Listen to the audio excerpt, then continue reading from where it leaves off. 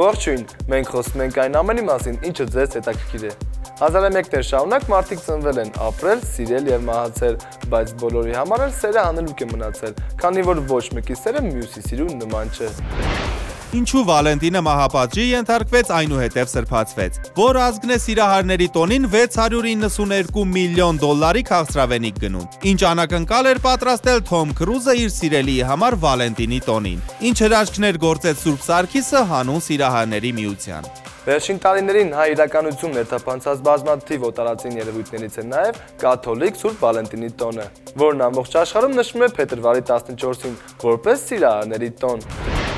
Սուրբ Վալենտինի մասին ստույգ ոչինչ հայտնի չէ։ Հայտնի չէ, թե ով է եղել եւ երբ է ապրել։ Նրա մասին պատմող լեգենդներից մեկի համաձայն 3-րդ դարում հռոմեական կայսրության Թեռնի քաղաքում ապրում էր բազմաչարչար Սուրբ Վալենտինը։ Նա հոգևորական էր, որ զբաղվում էր գիտական եւ բժշկական գործունեությամբ։ Այն ժամանակ հռոմեական բանակը ղեկավարում էր Կլաուդիոս II-ը։ Հռոմեական բանակը զինվորների խիստ կարիք ուներ եւ հրամանատարը կարծում էր, որ իր նապոլեոնական պլանների թշնամին ամուսնությունն է, քանի որ ամուսնացած զինվորականը պետության փառքի մասին ավելի քիչ է մտածում, քան այն բանի մասին, թե ինչպես կերակրի իր ընտանիքը։ Եվ որպեսի ռազմական ոգին բարձր պահի իր բանակում, ընդունում է օրենք, ըստ որի զինվորականներին արգելվում է ամուսնանալ։ Սակայն սիրահարվել զինվորները դրանից չդադարեցին։ Եվ ի երջանկություն իրենց գտնվեց մեկը, որ չվախենալով կայսերական զայրույթից, սկսեց գաղտնի ամուսնացնել նրանց։ Դա քահանա Վալենտինն էր։ Հավանաբար նա իսկական ռոմանտիկ էր, քանի որ նրա սիրելի գործն էր հարթել սիրահարների միջև առաջացած վեճերը,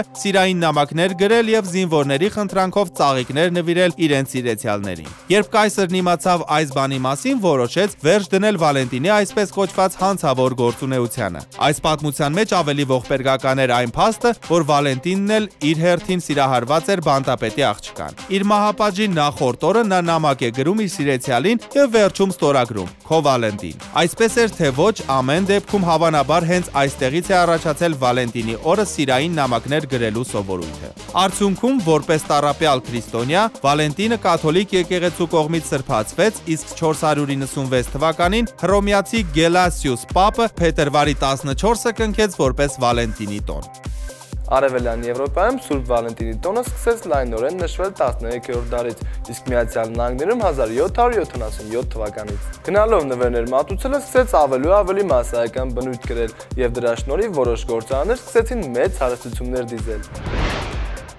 Նախորդ դարում այս օրը ամերիկացի տղամարդիկ իրենց սիրելի կանանց մարցիպան էին ուղարկում, որը բավականին թանկ արժեր։ Ճապոնիայում Սուրբ Վալենտինը սկսեցին տոնել 30-ական թվականներից, եւ մինչ օրս շոկոլադը մնում է տոնի ամենատարածված նվերը։ Սիրահարների օրը Ճապոնիայում հիշեցնում է տղամարդկանց մարտի 8-ը, քանի որ նրանք ավելի շատ են նվերներ ստանում, քան աղջիկները։ Աղջիկները եւ տղաները բարձրանում են հարթակի վրա եւ հերթով գոռում են իրենց սիրո մասին։ Ամենաբարձր գոռացողը մրցանակ է ստանում։ Կրկոտ ֆրանսիացիները սիրահարների տոնին նվիրում են թանկարժեք զարդեր, իսկ ռոմանտիկ դանիացիները սպիտակ չորացրած ծաղիկներ։ Բրիտանիայում չամուսնացած աղջիկներն արթնանում են մինչ արևածագը, կանգնում են պատուհանի մոտ եւ նայում են անցորդ տղամարդկանց։ Համաձայն հավատամքի, առաջին տղամարդը, ում նրանք տեսնեն, հենց իրենց ապագա ընտրյալն է։ Սակայն կան երկրներ, որոնք կտրականապես տարբերվում են Վալենտինը նշելու իրենց եղանակով։ Օրինակ Սաուդյան Արաբիան։ Այն աշխարհի միակ երկիրն է, որտեղ պետականորեն արգելված է նշել այս տոնը,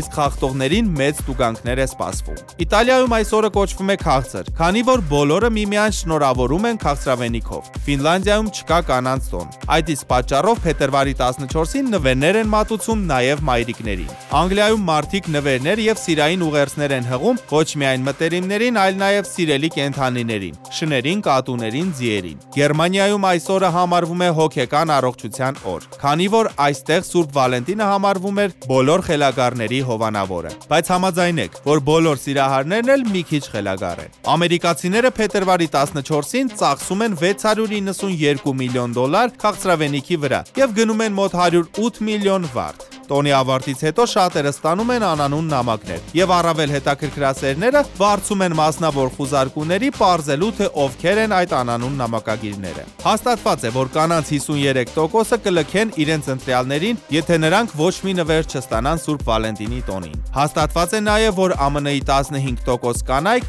իրենք իրենց ծաղիկներ են ուղարկում սիրահարների օրվա առիթով։ Ամեն տարի Վերոնան, որտեղ ապրում էին Ռոմեոն եւ Ջուլիետը, ստանում է 1000-ից ավել նամակներ ուղղված Ջուլիետին։ Անգլիական պալատի գրախոս Սեմյուել Պեպիսը դեռ 17-րդ դարում գրում էր այն մասին, որ Վալենտինի օրը երիտասարդներին անհրաժեշտ է փոխանակվել ձեռնոցներով, մատանիներով եւ քաղցրավենիքով։ Բացի դրանից, այդ օրը ցանկացած կին կարող էր մոտենալ իր հավանած տղամարդուն եւ առաջարկել նրան դառնալ իր ամուսինը։ Եվ այստեղ կարևորն այն էր, որ տղամարդն իրավունք չուներ նրան մերժելու։ Իսկ եթե տղամարդու սիրտն արդեն զբաղված էր, նա պետք է այդ կնոջը զգեստ նվիրեր։ Բրազիլիայում սիրահարների օրը նշվում է հունիսի 12-ին։ Այդ օրը միայնակ բրազիլուհիները մոգական ծիսակարգ են անցկացնում, այդ ամենով դեպի իրենց գրավելով չամուսնացած տղամարդկանց։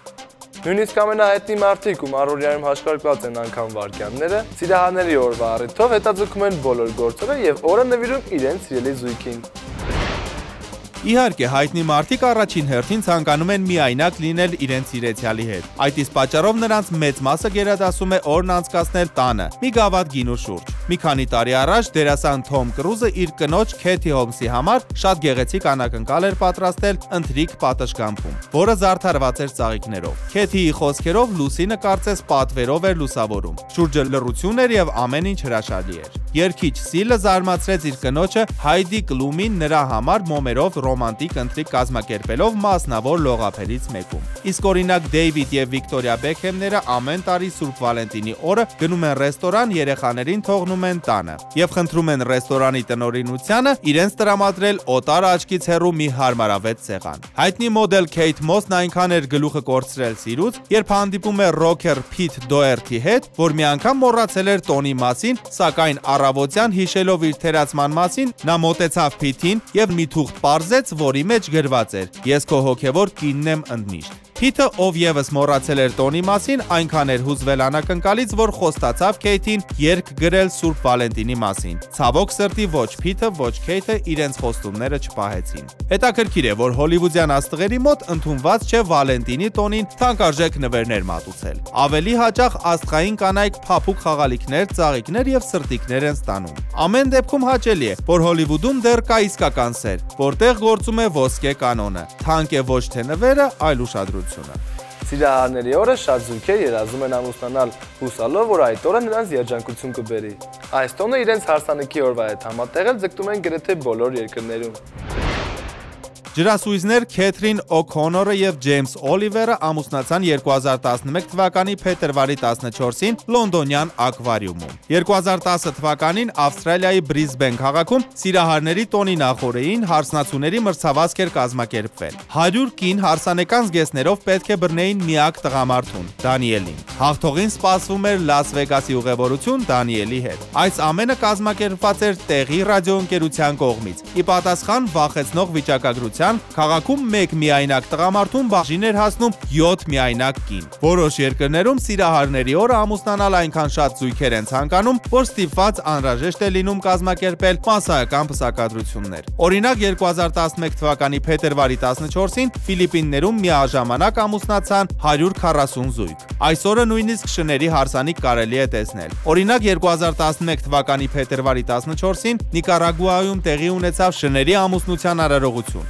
Հարսանիքը կազմակերպված էր հասարակության ուշադրությունը երկրում կենդանիների պաշտպանության վրա կենտրոնացնելու համար։ Կոլորադոյի Լավլենդ դահուկասահքային հանգստավայրում 2011 թվականին կազմակերպվեց հատուկ անակնկալ նվիրված սիրահարների օրվան։ Զույգերը կարող էին ամուսնանալ հենց սարի բարձունքին կամ թարմացնել իրենց երթումները։ Մի սիրահար զույգ 2012 թվականի փետրվարի 14-ին նկատվեց Պրահայի Վլտավա գետում համբուրվելիս։ Սերը ինչ հրաշքներ ասես որ չի գործում։ Եվ անգամ ստիպում է սիրահարներին նետվել սառցակալած գետի մեջ։ Վալենտինի օրվա հետ կապված նույնիսկ Սան Ֆրանցիսկոյի կենդանաբանական այգու պինգվին Հովարդներ սիրային բացիկ պատրաստել։ Իսկ Չինաստանում սիրահար զույգերը կապում են իրենց ճկույտները կարմիր ժապավենով, որը խորհրդանշում է հավերժ սեր։ Ուկրաինայի մայրաքաղաք Կիևում քաղաքի բազմաթիվ պուրակներից մեկում կա այսպես կոչված սիրո կամրջակ, որի վանդակաճաղի վրա ընդունված է կողպեքներ եւ ժապավեններ կախել գրությամբ։ Օրինակ, Սաշա գումարած Մաշա հավասար է ընդմիշտ սեր։ Կամուրջի վրա կողպեքներն այնքան շատ են, որ այն հավանաբար շուտով էլ չի դիմանա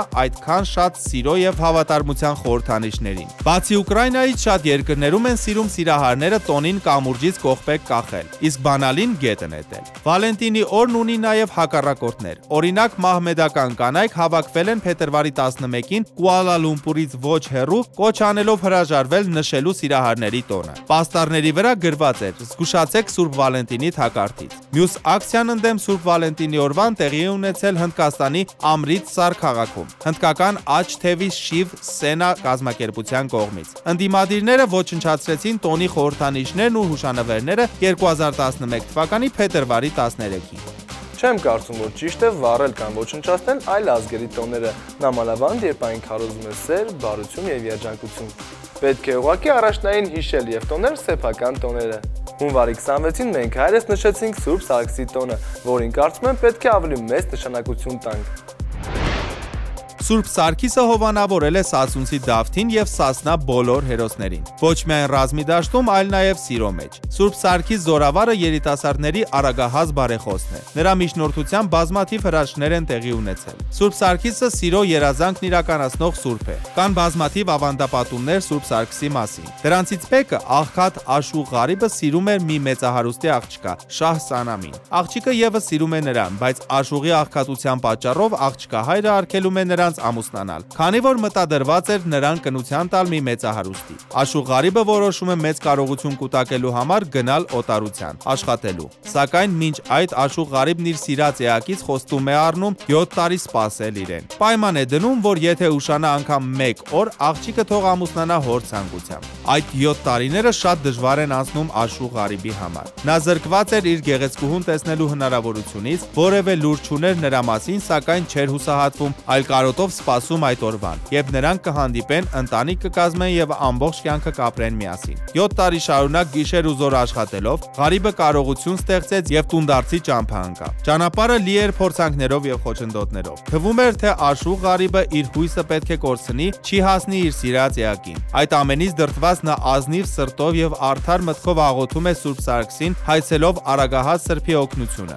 Սուրբ Սարգիսը լսելով սիրահարված Աշուղի աղոթքը, իր արագահաս ճերմակ նժույգով բարձրացրած մրիկի մեջ իսկույն հայտնվում է Աշուղ Ղարիբին նստեցնում ձիու մեջքին եւ մեկ ակնթարթում հասցնում Շահ Սանամեի մոտ։ Աղջկա հայրը տեսնելով Աշուղ Ղարիբի կամքը, կատարված հրաշքը նրանց անկեղծ սերն ու նվիրվածությունը օրհնում է երկուսի միությունը։ Սուրբ Սարգսի տոնի նախորդ գիշերը երիտասարդներն աղի բլիթ են ուտում, որի հետ կապում են իրենց փեսացուի կամ հարսնացուի երազահայտնությունը։ Այդ օրը հիշատակելի սովորություններից է փոխինդով մատուցարանը դնել տան տանիքին կամ պատշգամբին եւ սպասել Սուրբ Սարգիս Զորավարի ձիու պայթի հետքին։ Տոնի առիթով սիրահարված երիտասարդները միմյանց բացիկներ եւ քաղցրավենիք են նվիրում։ Սուրբ Վալենտինի եւ Սուրբ Սարգսի տոներն ընդհանրապես հիշեցնում են, որ սիրելիներին պետք է միշտ պարուրել սիրով եւ ջերմությամբ։ Այնպես որ սիրեք եւ եղեք միշտ սիրված։ Իսկ մենք խոսում ենք այն ամենի մասին, ինչը ձեզ հետաքրքիր է։ Միշտ նոր հանդիպում։ Հաղորդման գործընկերն է Բենետոն խանութ սրահը։ Հասցե Ամիրյան 1։